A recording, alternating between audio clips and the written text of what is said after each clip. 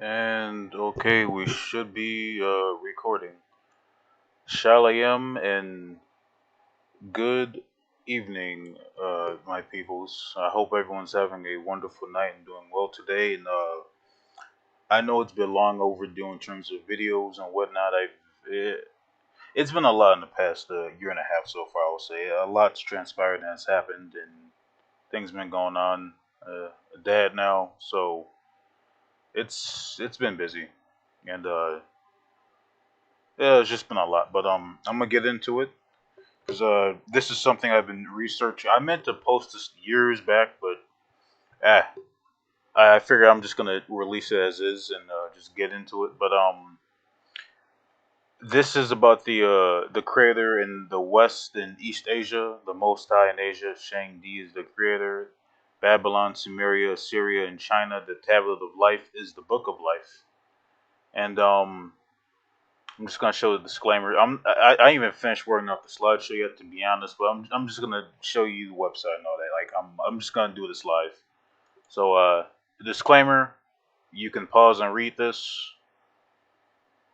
And the next disclaimer. You can also pause and read. I show these every video because it's I'm just going to, yeah. And next disclaimer. And okay, let's get into it. I'm sorry for the yawns. My apologies. Let me move this recorder so I can see the rest of my thingamabobs down here. Okay, and let's switch back to Firefox. So I don't know if y'all remember what I was talking about beforehand, but I was showcasing that uh, I was talking and getting to the notion of the my prior video idea of the of Shang-Di being the creator, right? Or the creator being Shang. They're one and the same. And Shang-Di was an ancient former name back in ancient China during the Shang Dynasty. And I have a few websites up. I would just like I have them listed as sources, but I'm gonna show you in a minute. Hold on. We'll get into video sources. So these are some of the websites I used to find this information, and as well as one thing I discovered was that there already is what was it the creator's name actually is mentioned in ancient Sumeria or in Sumeria, Babylonia, and in Assyria. So we're gonna look into that right now. So I'm gonna open up the websites, and this is I have the screen currently minimized or recording screen. So if I can, I'll try to fit it into here. If that make it easier for y'all to see what I'm doing live. Okay, so let me. I'll just do that. So okay, I gotta see a little better. Okay, there we go. So I'm on tsac-creationscience.org. So we're just gonna get into it. So yeah, okay. So I had originally gotten the information from a video on YouTube, I think, called uh, God in Ancient China. So we're just gonna open up YouTube real quick. I don't think I'm signed in, but I don't necessarily need to sign in. If it'll load fast enough. Goodness gracious, it's taking a while.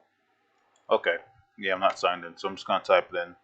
But I had saw this video a year and a half ago, almost 2 years ago. So we're gonna type in God in ancient China, and it was. Of course, the video was presented by a Christian pastor, which you can take with a grain of salt, or a Chinese Christian pastor had first covered this, and he has there's a 2 hour lecture and a 1 hour lecture of it, and it was a different. I had seen a different video by somebody else, if I remember correctly. Is it? I don't even. Huh. Well, as you can see, like this, it's not secret information. It's known, you know. Shucks. Well, yeah, but it's been covered. But it's like, I guess the reason why I'm covering this again is just going to detail that the creator, that the Most High, the Ishi, the Eloah, Haya Haya, is still the same creator that has been mentioned and that's known as, or that was known as Shangdi back in ancient China during the Shang dynasty. And the Shang were, as you know, they were Shemites. Which Shemite tribe, to be specific, I'm uncertain and unsure of, but they were Shemites nonetheless. And this is a good website right here. You just have to, I'd say, ignore the Christian parts of it, but it gets the into pretty good detail in regards to, for example, the pictograms from the Oracle bone shows. Not Oracle, I'm misusing that completely. I'm sorry, but from the bone show inscriptions, right? Or well, we're just gonna read off some of it because I'm kind of yapping on. Apologies, but it gets into detail about how the first five books of the Bible are commonly attributed to Moses and are commonly called the Pentateuch, the five scrolls. So that's already known. But one thing I found interesting that really connects the two that they themselves have uncovered and that they discuss in detail is the fact that they were partaking and doing sacrifices for Shangdi, right? And these sacrifices included, for example, the border sacrifice, because they built an altar and a temple dedicated to Shangdi, the creator, right? And they would often, the emperor, which happened to also be a priest, so no, a priest king, a priestly emperor, that seems to be tradition, or at least in regards to Shem, there was always, if you were the ruler, you also happened to be priest or more or less the high priest in charge, and you would often officiate the ceremonies in place, right? And being that they would often offer, the emperor often offered an unblemished bull or sometimes a beautiful sheep to Shangdi in a ceremony very similar to ancient Hebrew sacrificial ceremonies. So we know that before there were Israelites, there were Hebrews, because Hebrew predates Abraham, I think, by 4 or 5 generations, if I remember correctly. I may be off, but man, I can look it up now. I mean, I have it live, so let me just type in Eber to Abraham. We're gonna open that up. Yeah, yeah. Ignore those pale images. Here we go. The genealogy of Shem. This is what we honestly want, so we're gonna look at it. So here we go. So Eber, you have Plague. Ignore that. So we have Eber, Plague, Reu, Sarug, Naor, Terah, Abraham. So we got 1, 2, 3, 4, 5 generations of Hebrews. So chances are we can approximate that these were likely Hebrews in Asia, Afro Hebrews, actual Hebrews, actual Shemites, Hebrews officiating these ceremonies. It's 6 generations before Abraham even comes to existence, and we know that Abraham was at least living within this region in China at the time, right? So it was likely Hebrews partaking in the ceremonies, I'd imagine. Now, I could very well be wrong, and it could be some other group of Shem, but I mean, it goes to show that the Creator had existed, not had existed, that they knew who the Creator was in that time period, whether it was Hebrews, whether it was Shemites, likely Shemites, of course, but likely Hebrews, if anything. This is just that's my own postulation, but likely, it's my own theory, but they were likely Hebrews, is what I'm saying. But we emphasize on the fact that they were, it was an unblemished bull, right?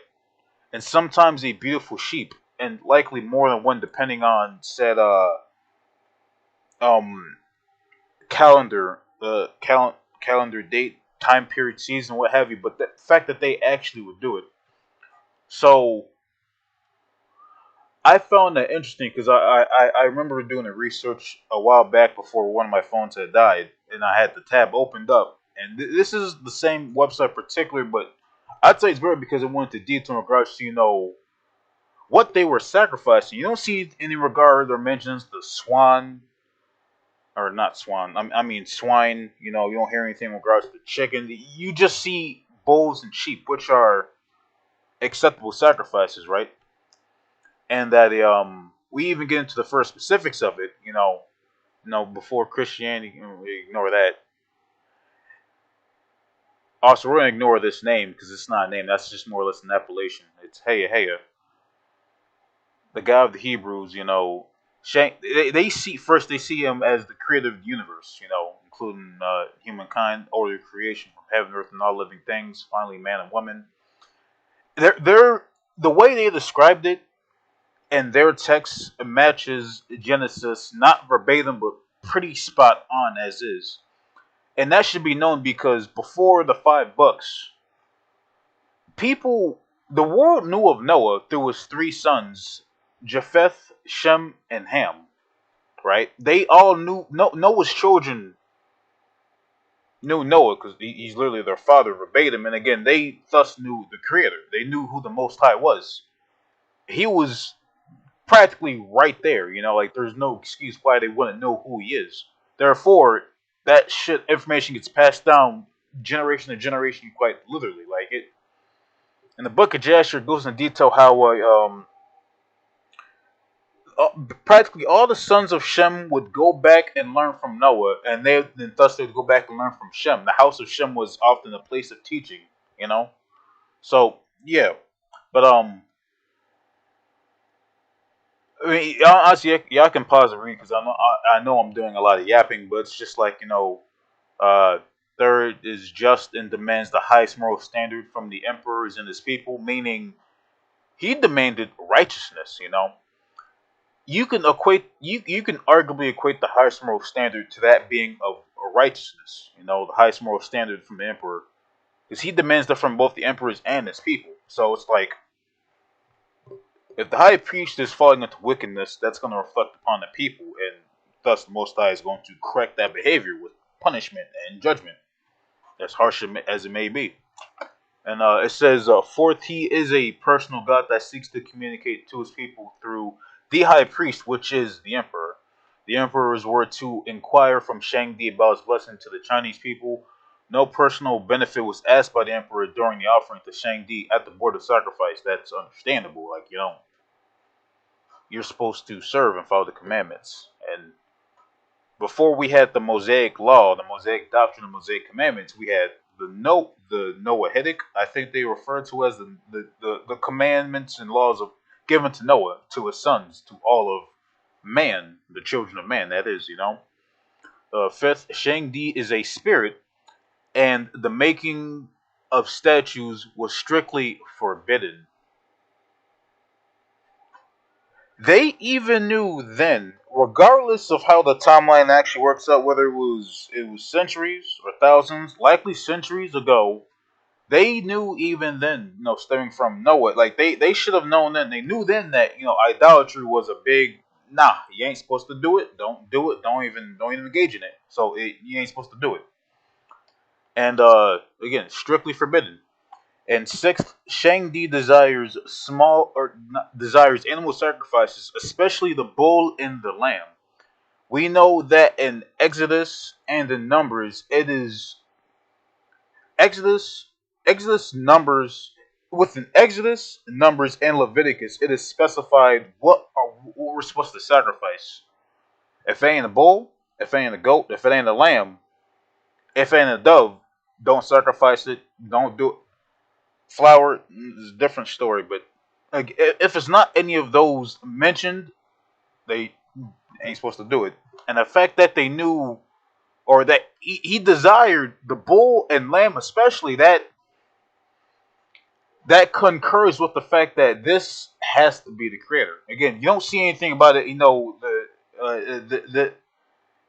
Him demanding, "Hey man, I want some swine." Like it nothing in regards to that. It's just the bull and the lamb, especially.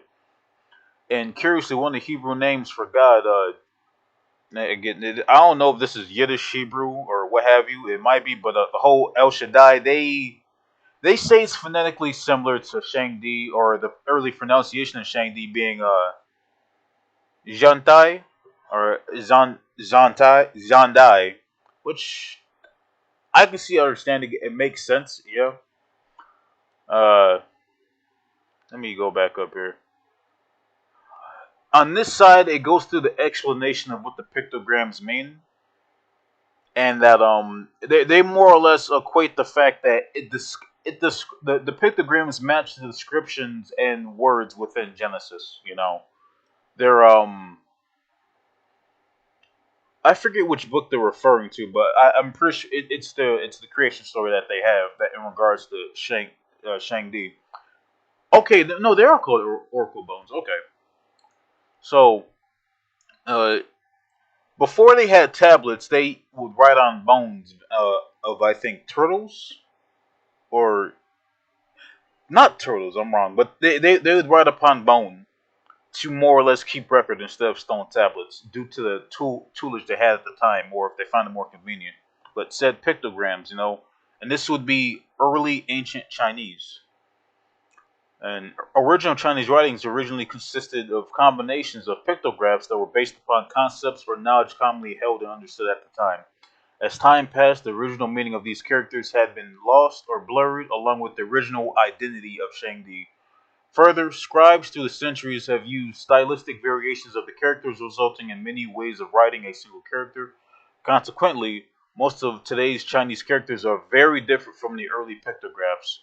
Further compounding the interpretive difficulties, the first and subsequent Chinese dictionaries were written after 121 AD, long after the ancient religious belief in a single creator god. Shangdi had been replaced by the ideas of Taoism, which is when you get into the nitty gritty of Taoism, I have I think one of the collections or writings on it. It's just Mother Goddess, Mother Nature worship. At the end, it will lead you astray. I could be wrong on it, but from one of the books I picked up in regards to about I think Taoism especially, it's the language is androgynous at best and feminine at worst, and it leads you astray. It's shaky. It's very daft, if I had to say. But thus, the original intentions of the inventor were not likely to have been accurately captured by these dictionary authors. Then, in 1899, while visiting an herbal shop, a specialist in Chinese writing happened to identify some ancient pictographs, picture words, carved into bones that were being ground and used for medicine. So we know that there was a series of revolutions taking place in China, and this is well after the Shemites were more or less removed and kicked out of China by the now current Han Chinese. These my apologies, but these people were more or less just grinding up actual literal historical texts into fucking bone powder for fucking medicine.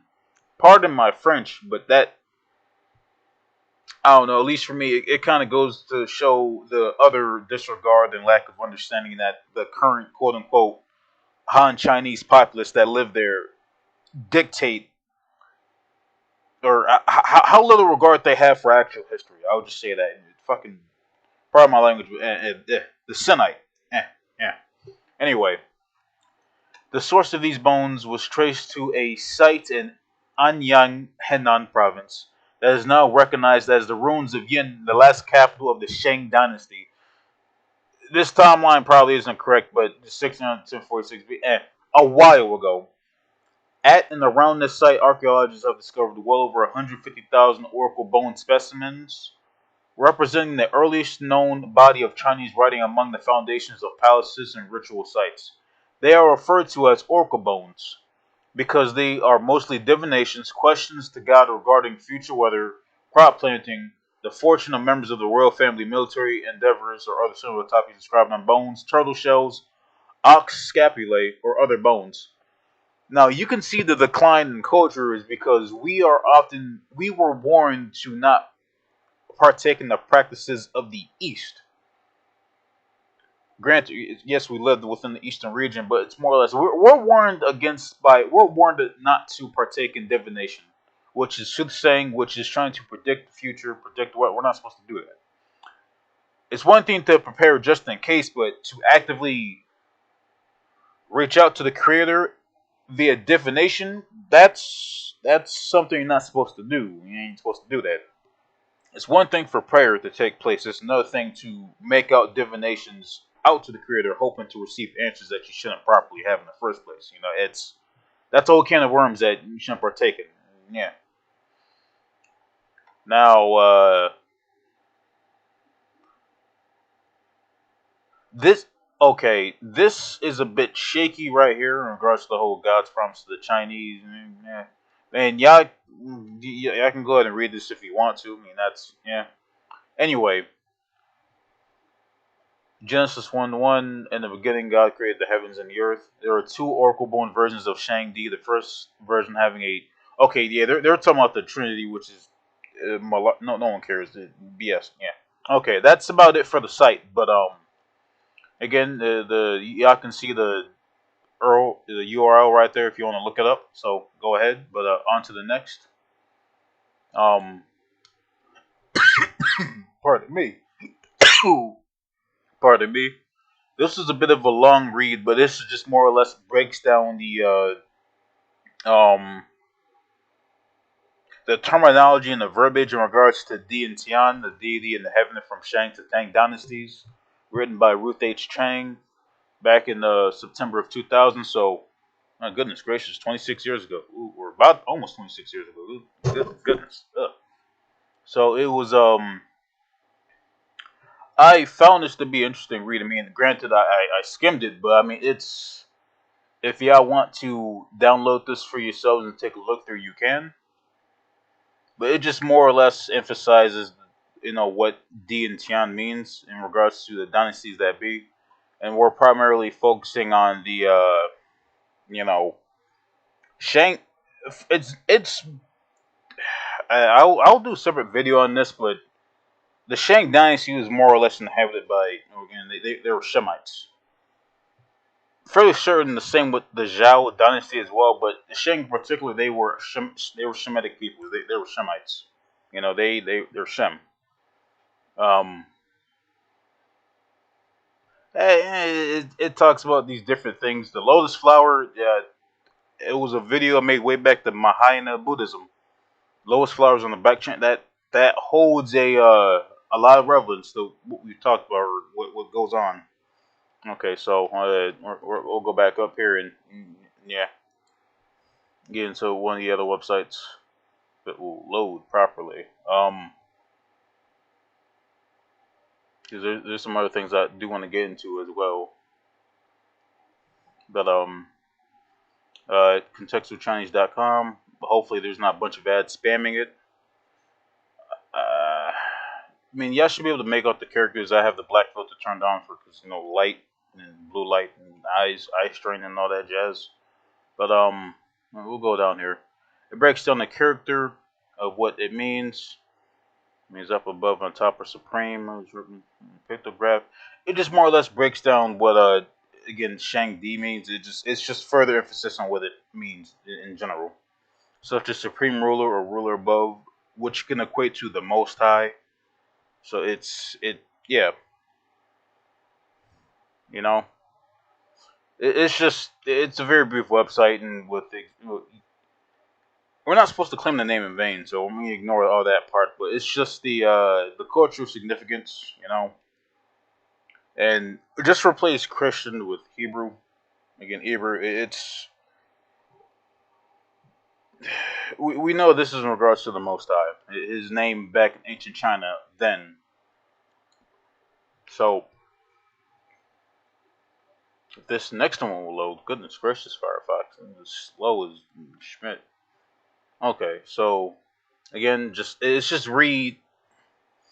reiterating and just going back into the whole notion that Shang-Di is the creator, or the creator being Shang-Di in ancient China. That is the creator then. A different name, but because we didn't receive the name Haya Haya up until after Moses upon Mount Sinai in Exodus 3:14. That's when we received the name. But we are told that Jacob, Isaac, and Abraham knew him under a different name or notion, not notion, but under a different name that they called him, that he gave to them, that we don't know, but the name he gave us that we shall were commanded to use is the Ishi, the Eloi, the Most High, Haya Haya, Hayah Hayah. So creator's name, old, uh, uh, okay, I'm sorry, it's okay, yeah, this is okay. Anyway, we're gonna go back to Firefox. It's acting up. I'm gonna close you out. Okay. But it's just reiterating the fact that again,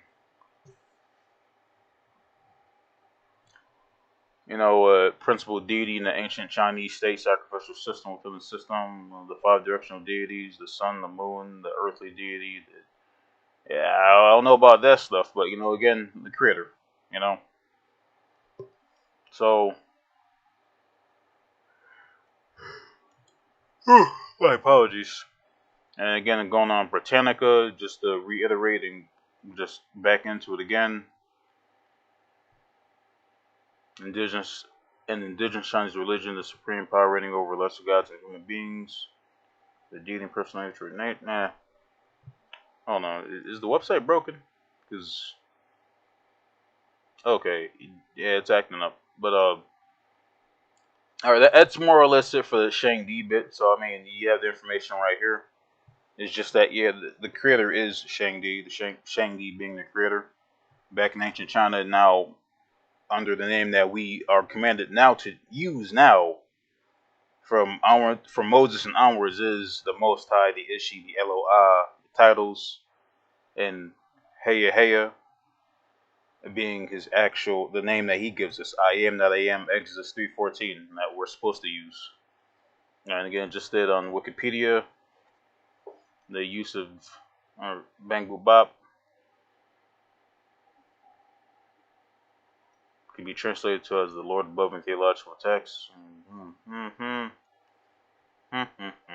So yeah, as a name of a singular universal deity and as a non-religious translation for God in Abrahamic religions. Which no, it's the Most High. It's plain and simple. So I'm sorry if that first segment took a bit long, but now we're gonna get into something I found interesting. So outside of the outside of the Tanakh, it's often seen in outside of the Tanakh, you don't see the Most High's name really mentioned anywhere else across other religions, histories, or cultures like that, right? So I was looking up. Okay, let me type in the Most High's name and see what else. Who else knew of this name or called upon this name, right? Or acknowledged the name, and I came across the fact that within quote unquote Mesopotamia, which is just Babylonia, Sumeria, and Assyria, they knew the name of the Creator. Granted, they were sinful, they're pagan, and they wicked. And the fact that they have them depicted here, which is I'd ignore this, or I don't know if this is supposed to be a reference image. Let me right click that. It gives me no information. Okay, ignoring the image here. I'm sorry about that, but it's spelled differently, but it has the same meaning. And that within the Sumerian religion, you have the creator's name, Haya, and it's he's described as the divine bookkeeper of records and boundaries. And it says that supreme God, or not my apologies. Well, he is the supreme. Was a deity cloaked in mystery and wisdom. He stood as the divine guardian of scribes and record keepers, Revered for his role in overseeing sacred documents, he embodied the timeless connection between knowledge and power. His influence stretched beyond mortal realms as he recorded the reigns of kings and kept watch over the mythical tablet of life. Now, uh, I find this extremely interesting, in that we know that the Ishi, the creator, the Most High, he is in possession, and he's in possession of what's known as, or what we know as, to us, is the Book of Life, right? Now, they the other tabs will go into other detail about, he's, for some reason, he's often regarded as a one of the lesser known quote unquote gods in these other religions. And anyway, it's like the fact that he's kind of dismissed as being one of the lesser known gods, but he holds and keeps watches over the mythical tablet of life. We could equate a tablet to a medium used for writing and transferring information. In the modern day, we have what's known as books that can be used as a medium of knowledge and transferring information. So, with that being said, that would make him more or less the most important figure in general. Because the way these other religions, the way the Sumerians, the Babylonians, and the Assyrians wrote of him, it's like they dismiss him as a lesser known figure, but in reality, it's stated that no other, at least from what I've seen, no other quote unquote God has possession of this tablet of life. He keeps a divine record, is shrouded in mystery and wisdom, and the divine guardian of scribes. That sounds like the creator. And the fact that mentioned verbatim, but they dismiss him, and they try to demute him as a minor god in these religions. But it's like, this is, you don't hear about uh friggin' what was it, I don't know, in Enki, what their names are. They don't have this book. They don't have the tablet. He keeps watch over the tablet. He is the record keeper of kings, shrouded and cloaked in mystery and wisdom. That sounds like the Ishi. And again, we're not supposed to depict them, so we're gonna ignore this image. And I was looking at this on my phone, so I just transferred all of this onto my desktop to record this video. That's why it's highlighted. But we're gonna get into it, right? Was known best for his deep association with the scribal arts as a god of wisdom and accounting. He safeguarded important records and inscriptions. Duties extended far beyond mere documentation. Was the divine accountant who marked the reign of kings, ensuring the immortality of their deeds, meaning they would be remembered throughout history. He dictates history as seen fit. Among the gods, he held a respectable role, acting as a trust. See, this is what I mean. They designate him as a trust. They have it twisted, or they. This is where it gets bad. This is where it gets icky. Held a respected role, acting as a trusted official in service of the powerful. But he doesn't have. But this God doesn't have access to the tablet of life. How can you be powerful, but you have your official watching the tablet of life that more or less controls history, literally? See, this is where it's like, this is where it's bad. It's like, this is the creator in a different religion, not in a different religion, but is designated as something less than what he actually is. The supreme creator, you know. And it's like, look, archetypes and other names for the Sumerian god. My apologies, creator. Related archetypes included the sage, a figure who imparts wisdom and guides those who seek knowledge. You serious? Rule as the Lord of the retaining wall ties him to the archetype of the protector watching over boundaries and order.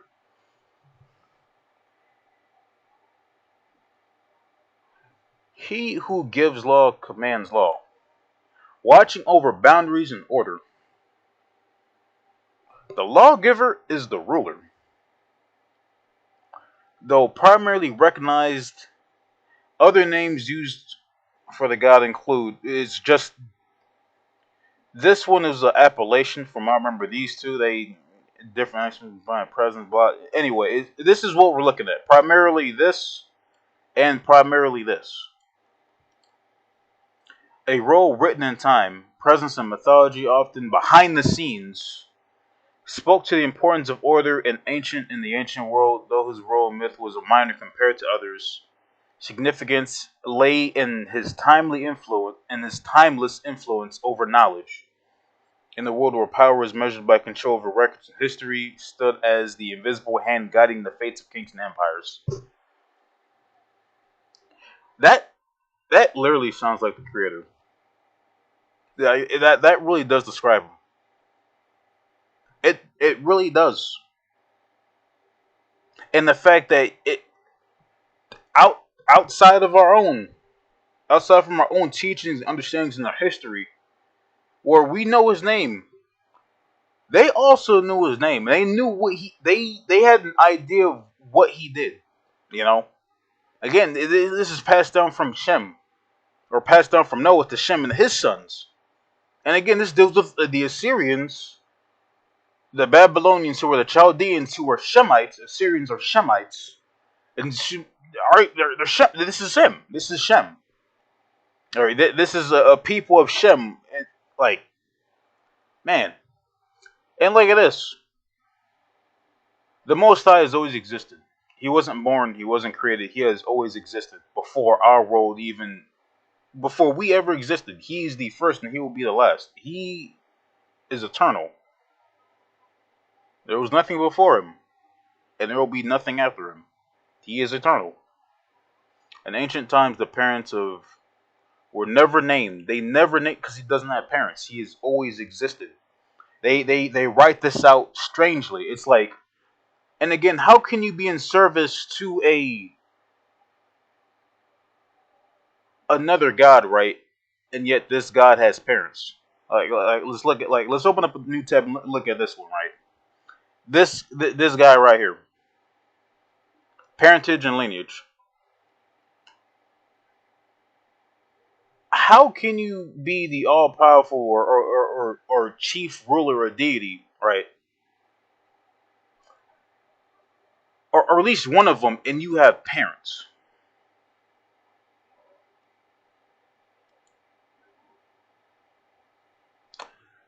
Parents. What are we talking about? You got parents. How does this guy gotta have parents? Yeah, fucking Zeus over here. What are we talking about? Parentage. You got parents. What are we doing? Let's go a step further and go to parentage. What are we doing here? And it says his father was Ab, god of wisdom. You got parents? Oh, so they say primordial deity that existed before creation.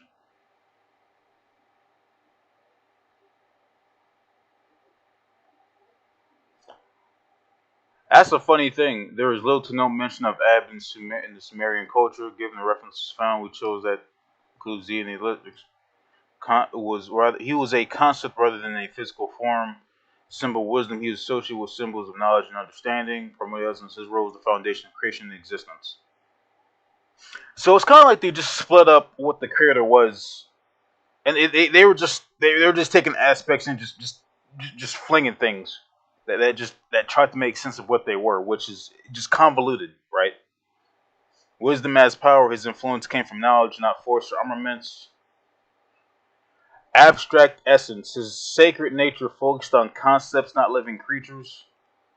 Celestial associations, his focus remained on wisdom and the creation of celestial realms existed before the creation of the cosmos. He was not associated with specific temples or cities. It's focused on significance as a creator and wise deity without mentioning divinatory traditions or rituals, festivals.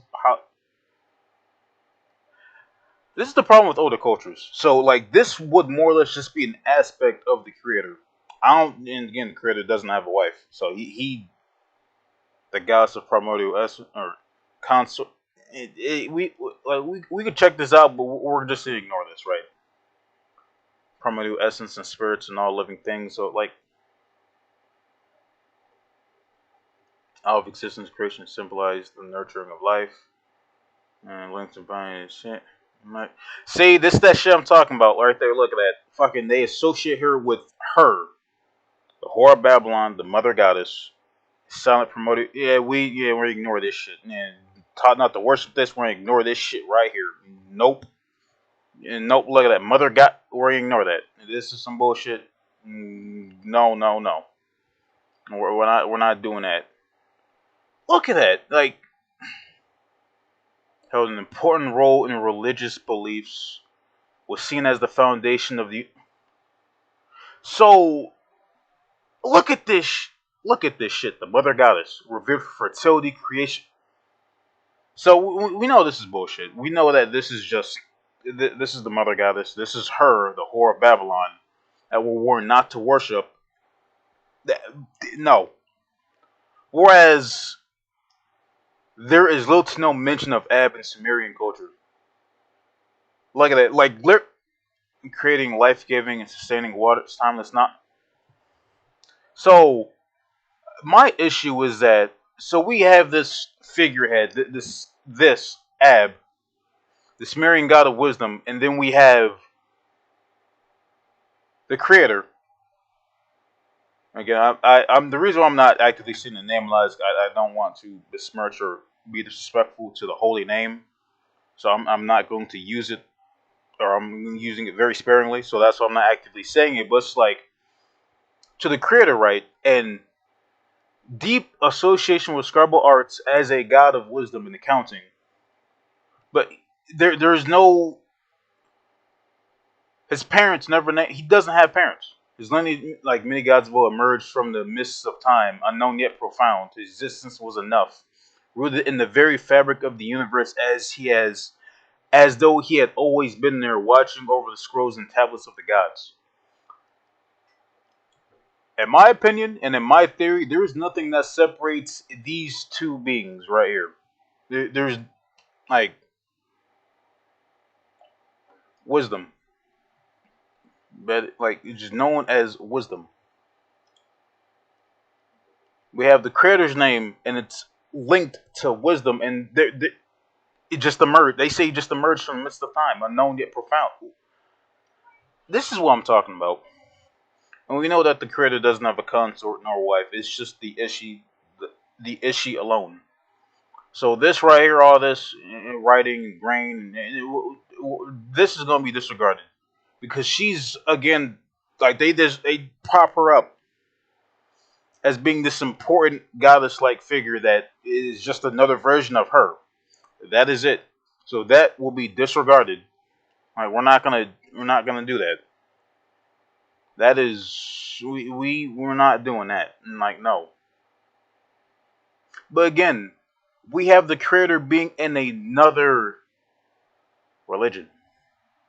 Ancient Mesopotamia's presence was not of grandeur. His influence whispered through the sacred scrolls of time. He stood as a protector of knowledge, a guardian of records, though the artists of old did not craft his image. His absence and art only deepened the mystique that surrounded him, as his symbols quietly evoked his presence and role among the gods.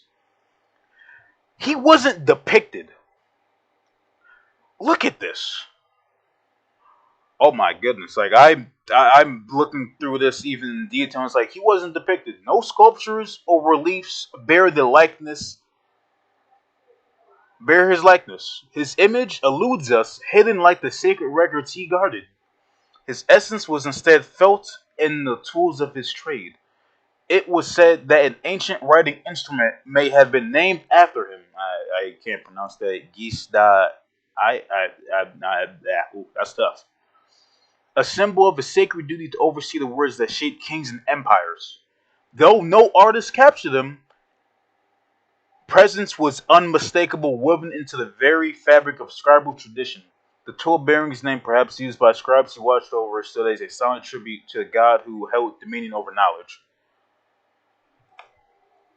Okay, now they say that the peacock with iridescent feathers and lengthened text and about parent bird for you name. Nope. Yeah, no clear explanation exists for this connection. So this is just made up. Nah, we're gonna ignore this. That is no. That nah remains a mystery. So that's we're gonna disregard this link. It's not the peacock. We know that. Symbolism, power lays in symbols. No one, and we ignore that. Ew. Pros, uh, prosperity, abundant. Yeah, okay, that is. No, but they also want to just regard him as a doorkeeper, a guardian of thresholds in this role. You watch over boundaries, maintain the divine order, whether at the gates of temples or at indivisible thresholds. Not so. There's a way you could look at this in a very interesting manner, and you can flip it right. He watched over boundaries, maintaining the divine order. He is not depicted. There are no sculptures, reliefs that bear his likeness. Meaning, even then, them being pagan that they were, wicked that they were, just like Shangdi, he wasn't depicted. He wasn't shown. He wasn't. There was no images of him made. Look at that. Shangdi is a spirit in the making of statues strictly forbidden. No sculptures or reliefs bear the likeness. His image eludes us, hidden like the sacred records he guarded. His essence was felt in the tools of his trade, but they felt and they knew he was there. They knew who he is. How? Though no artist captured him, his presence was unmistakable, woven into the very fabric of scribal tradition. All right. Power of symbolism. Well, we're gonna not we're gonna yeah, we're gonna kind of disregard that. And now they want to say, unlike man, God started the sun, moon, remained grounded in the earthly and the eternal. He held a presence in a temple dedicated. Ew. Mother goddess. Yikes. Nope. Herds of kings and sick, probably among the heart. He can't given a shrine, but they never depicted him. He has no image.